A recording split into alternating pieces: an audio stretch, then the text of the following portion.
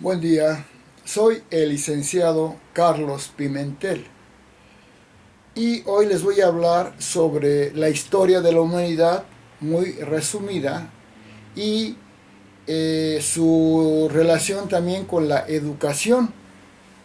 En el caso de ahora de mis videos sobre ciencia social o política, tengo videos en el área mística, en el área universalista, con el sistema SAT universal que soy fundador, en el área literaria, en el área astrológica, en el área mmm, filosófica de valores humanos y en varios aspectos más. En el área de pimentría, que son biografías de los 2001 personajes más valiosos. En esta ocasión les voy a hablar de Historia de la Humanidad, de mi libro que escribí, de dos de los libros que he escrito. Uno se llama Teoría del Homo Humanis, otro se llama Educación Integral en el Bachillerato,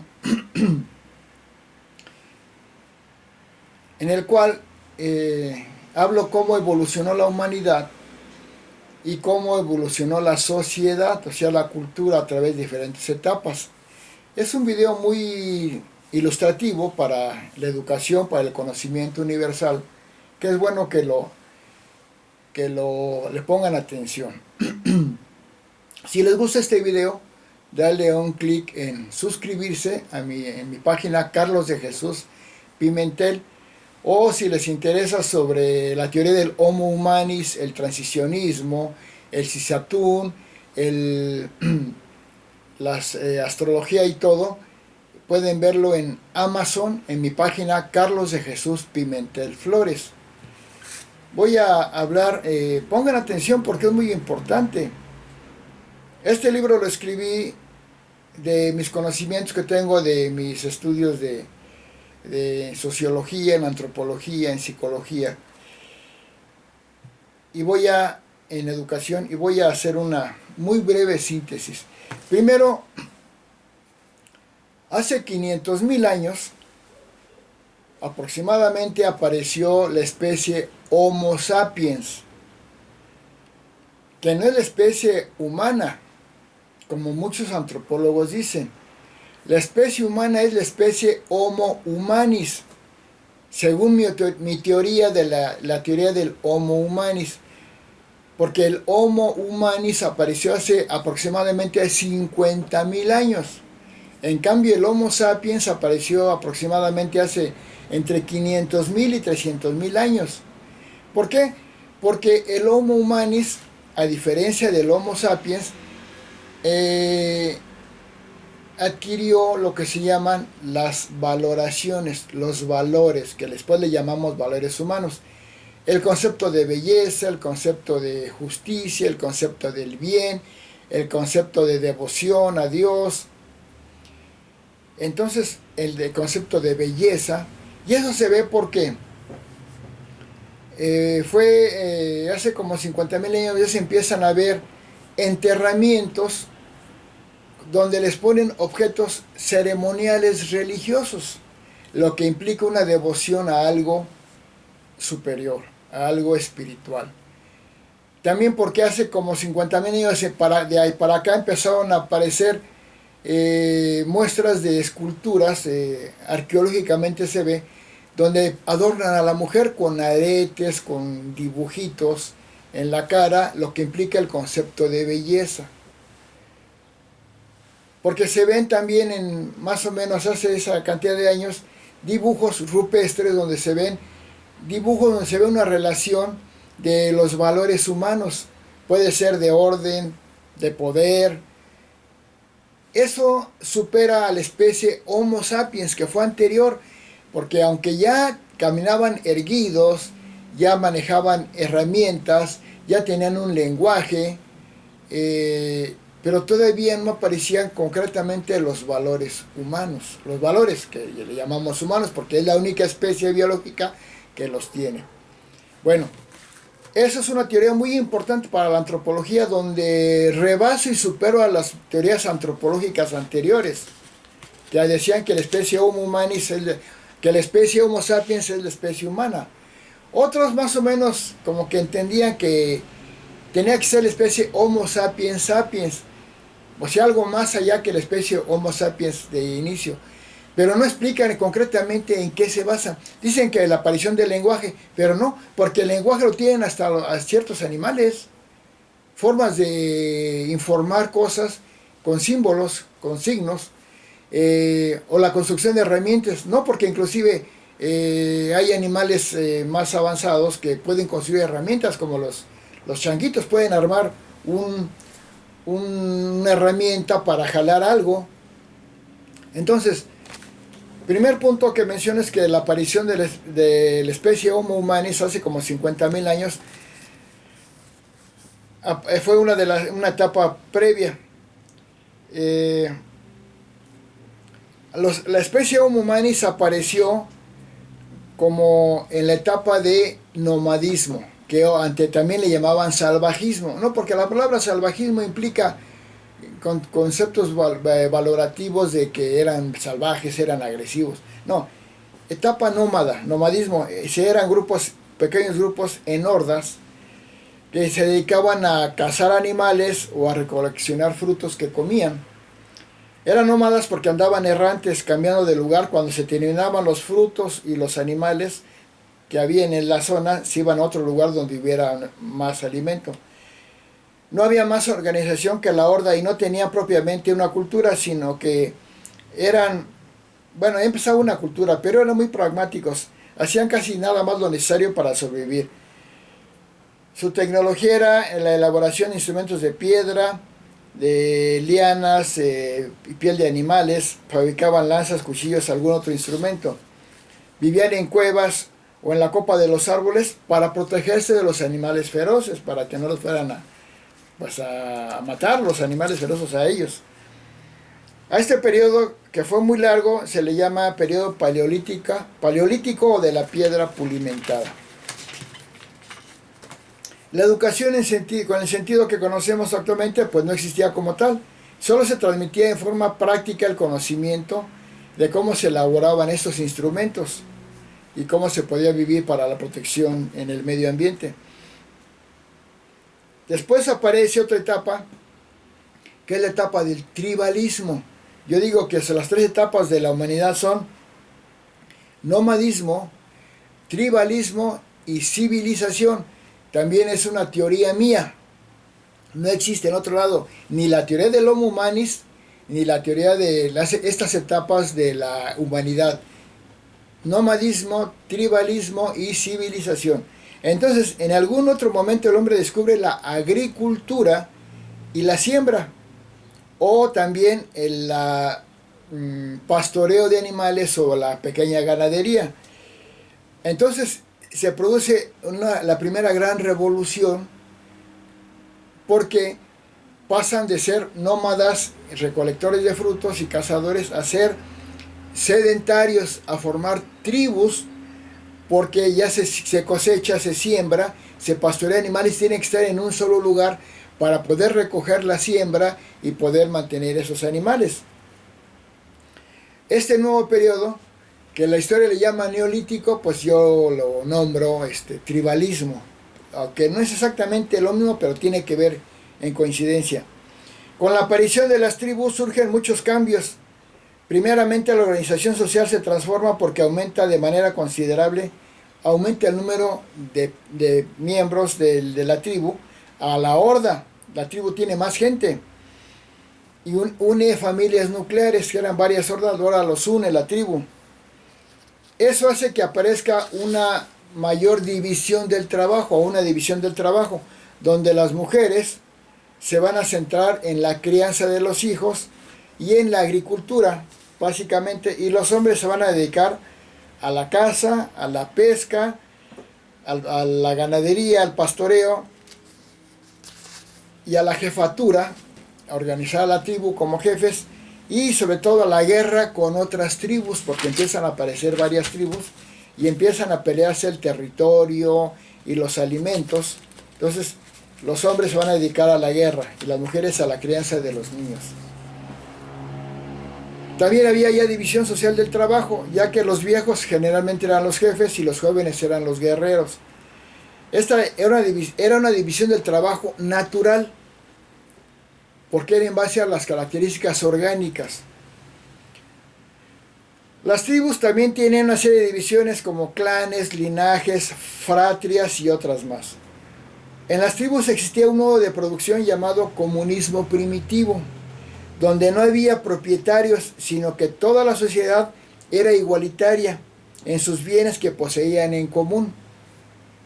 Claro que eso sucedía porque los bienes y cosas eran muy escasos y se limitaban propiamente a lo necesario para la supervivencia diaria, o sea, para comer y sobrevivir. Esto era debido a lo rudimentario de la producción. Lo que cada quien conseguía para comer lo consumía de inmediato con la familia, y no había ningún sobrante ni excedente que se pudiera acumular. Eso significa que no había excedentes de producción y nadie podía quedarse con ningún sobrante porque no existía propiamente. Pero aquí ya había una convivencia comunitaria que les permitió que ampliaran su lenguaje y florecieran más los valores humanos. Ya podían decir, este es el justo, este es el bueno, este es el fuerte, este es el artístico, el que hace cosas bonitas, etc. Cuando crecieron las tribus y comunidades como en el antiguo Egipto, hubo la necesidad de integrar a varias comunidades para la utilización del río Nilo. Y de esa integración, a través de la unión de tribus y aldeas, surgió un grupo de personas que iban a coordinarlas y que iba a ser su única función. Cuando las tribus crecen, se empiezan a juntar para, además de competir y pelear, también se juntan para poder vivir mejor y explotar mejor el ambiente. Y eso hace que aparezcan personas que van a dirigir a esos grupos mayores. Ahí aparece propiamente el Estado. Porque son personas que se van a dedicar los gobernantes únicamente a gobernar y los demás se van a dedicar a otras labores. Aparece la división entre el gobierno y los ciudadanos. Y ya al haber y porque también descubren o crean la escritura, las diferentes formas de escritura. Entonces con la escritura, el gobierno o Estado y los calendarios aparece la civilización. Civilización porque tiene sociedad civil, o sea, ciudadanos, y esa categoría de ciudadano civil aparece como la consecuencia de gobernantes y el Estado. Este Estado de los primeros, que uno de ellos es alrededor del río Nilo, se organizaba a través de un gobernante que era el faraón, que cobraba un tributo a todas las aldeas para las obras de utilización e irrigación del río Nilo. Entonces así es como el gobierno se mantenía por esos tributos. Este pago de tributos se podía hacer debido a que ya había excedentes de producción, o sea, ya empezaban a producir más de lo que comían diario. La aparición de excedentes permitía que aparecieran otros trabajos especializados que no tenían que dedicarse a la producción de alimentos. Uno de ellos es, como ya dije, la escritura. La aparición de la escritura, conocida entre los fenicios y los sumerios, alrededor del río Nilo, es la segunda gran revolución de la humanidad. La primera fue la aparición de la agricultura, que pasaron de nómadas a tribus, y la segunda gran revolución de la humanidad fue la aparición de la escritura, que pasaron de tribus a civilizaciones. Este primer estado civilizado se le denominó modo de producción oriental o modo de producción despótico tributario, porque se basaba básicamente en la petición, en la recolección de tributos. Ahora le llaman impuestos, pero tienen cierta variación. Este modo de producción era un comunismo primitivo o despótico tributario.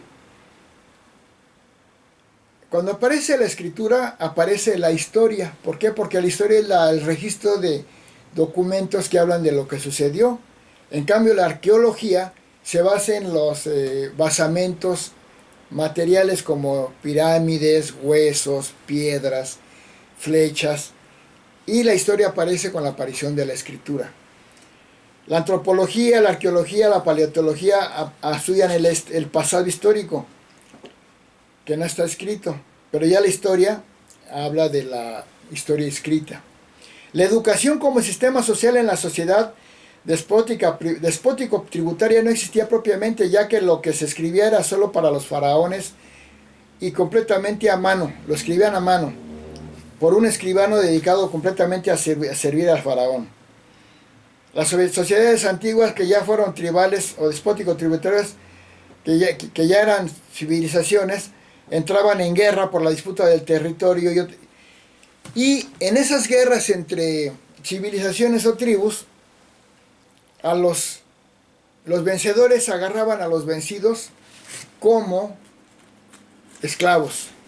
O sea, había guerra entre dos tribus o entre dos civilizaciones antiguas y los vencedores apresaban a los derrotados y los convertían en esclavos. Esto dio lugar a la aparición del esclavismo, donde el esclavo no era considerado como un ser humano, era como un ser subhumano, como un animal de carga, de trabajo. Eso hacía una sociedad clasista entre amos y esclavos. El esclavo era propiedad del amo, o sea que el esclavo, el amo podía hacer con el esclavo lo que quisiera, hasta matarlo, como una persona puede matar a un animal y no cometía ningún delito ahí el amo porque era su propiedad, el esclavo era como su animal.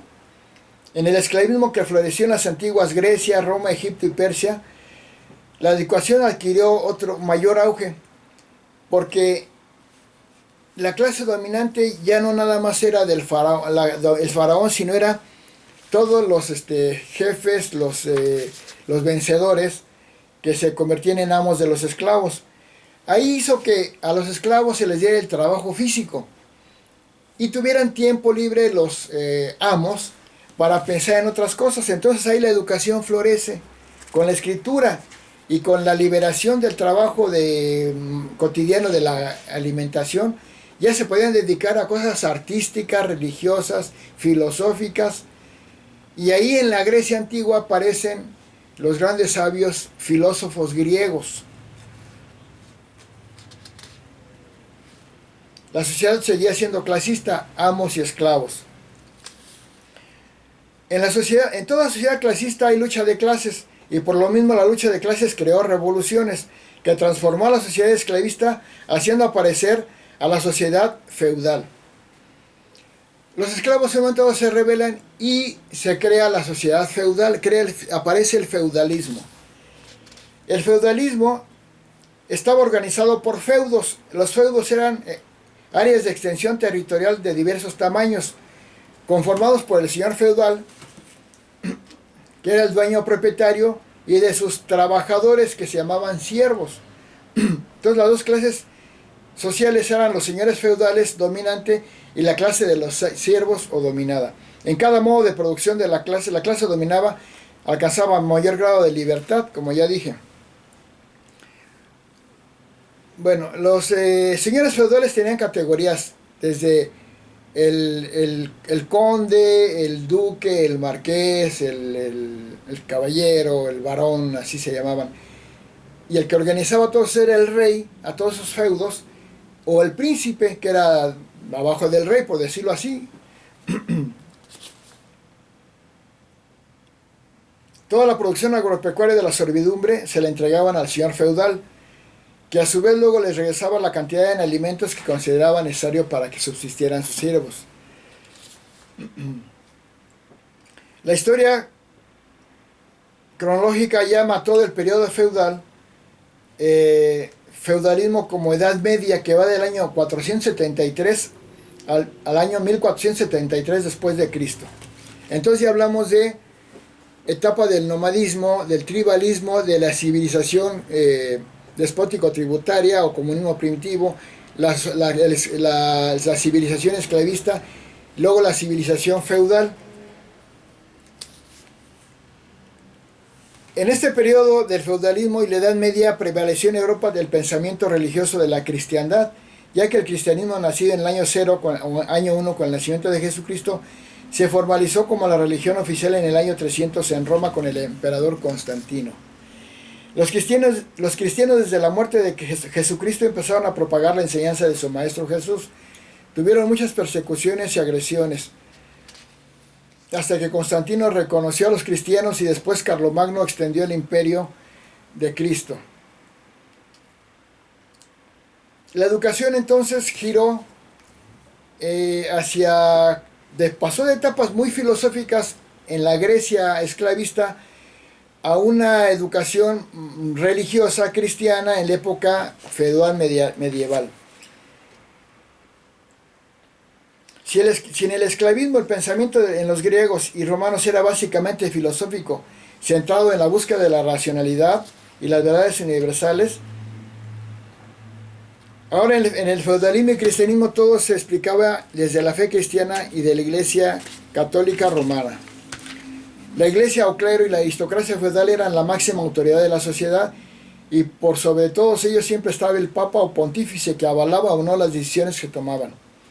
Los libros eran de esencia religiosa y donde más se estudiaba era en los monasterios, ya que ahí en los monasterios estaban los máximos pensadores como San Juan de la Cruz, Santo Tomás Moro, San Agustín, Tomás de Aquino y muchos teólogos más. Y también ahí estudiaban ciencias naturales, biológicas y todo, pero desde una perspectiva religiosa. O sea, todo se lo atribuían a Dios, la naturaleza y al humano, todo a Dios.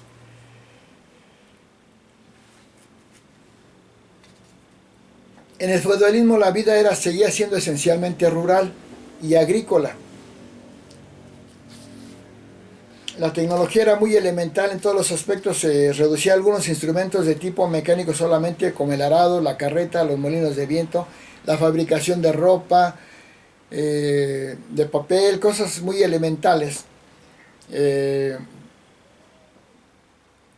Era una producción básicamente rural y muy poco en unas pequeñas aldeas. Aunque se hablaba del cuerpo, las plantas, la sociedad, todas eran bases religiosas. Después del cristianismo que apareció en el año 1 con Cristo, en el año 643 aparece la religión del Islam con Mahoma en Arabia y se establece una serie y los musulmanes con gran agresividad bloquean los lugares cristianos donde nació Cristo, bloqueaban el paso de occidente a oriente,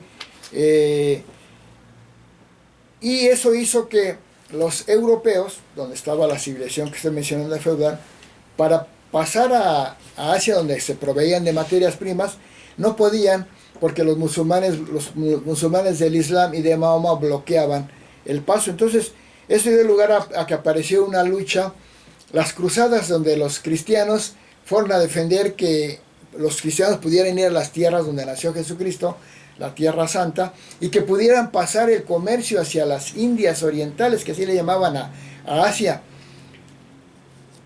Y bueno, fue una lucha de que duró más de un siglo, 8 cruzadas, donde 4 ganaron los cristianos y 4 los musulmanes.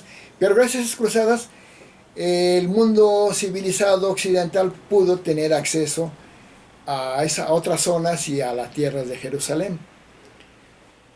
Cristóbal Colón descubrió América en 1492. Ya en los feudos empezó a surgir una clase que en los burgos, las pequeñas aldeas, empezaban a fabricar más, donde los siervos iban a trabajar a los burgos y donde empezó a aparecer una cosa que se llama el capital o la plusvalía. Esa producción aumentó enormemente la producción industrial y produjo un gran cambio en la humanidad. Apareció la producción industrial, apareció las ciudades, apareció la ciencia, la tecnología, porque la producción en este caso, que ya era centrada básicamente en la técnica misma, había una producción en la cual el patrón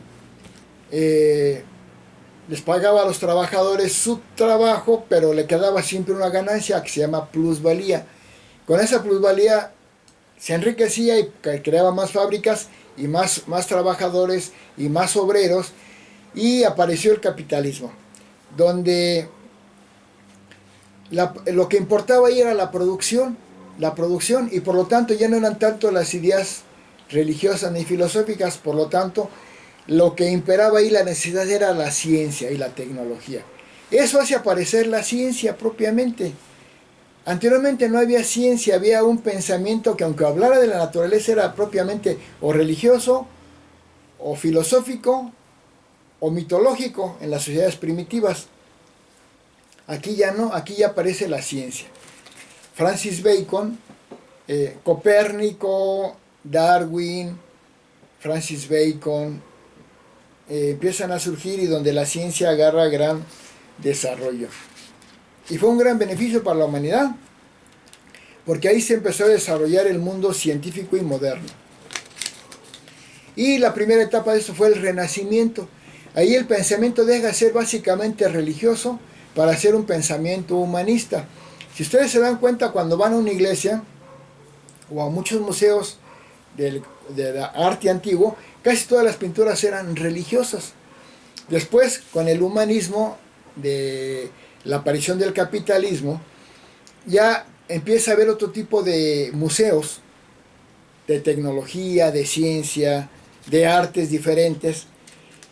Y esta gran revolución del Renacimiento crea la Edad Moderna, que aparece propiamente en Florencia, Italia, que es la cuna del Renacimiento, donde hay grandes pintores como Leonardo da Vinci, Miguel Ángel Buonarroti, Rafael Sanzio, Botticelli,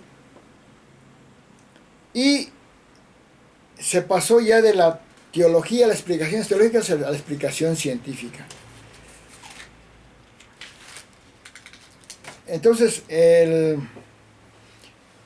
cuando ya aparece el modo de producción capitalista, que era incipiente y era naciente, después en Inglaterra se hace una revolución industrial, porque Inglaterra empieza a producir mucho en base a este sistema de la producción industrial capitalista. Se produce una revolución industrial. Esta revolución industrial es la que nos ha dado, es el origen de todo lo que tenemos actualmente. Toda la tecnología que tenemos, que es muchísima y que es muy importante y muy valiosa, que no tenemos por qué ponerla contra la religión, que son dos cosas diferentes, nos mejora la vida enormemente. Y finalmente ya en Estados Unidos surge de las 13 colonias, después recibe la influencia de Gran Bretaña, de Inglaterra, y empiezan a desarrollar un capitalismo muy marcado y se hace la primera potencia mundial económica, científica, tecnológica, en todos sentidos. Y Europa también tiene gran fuerza en estos términos.